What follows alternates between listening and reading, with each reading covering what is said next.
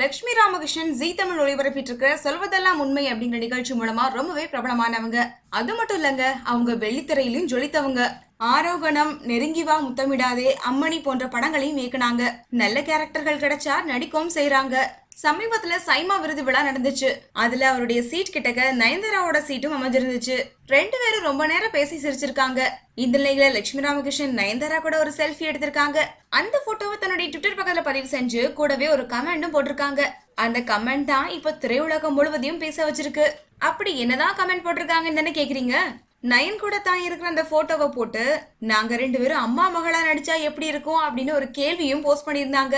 இதுதான் இப்போ வைரலா பரவிட்டு இருக்கு. இதுல நயன்தாராவுக்கு அம்மாவா நடிக்க தன்னுடைய ஆசையை வெளிப்படுத்திருக்காங்களா, இல்லனா முக ஒற்றுமையை வச்சு இப்படி சொல்லிருக்காங்களாங்கிறது அவங்களுடைய நடிப்புல ஒரு படம் வெளிவந்தா தெரிஞ்சிட போகுது.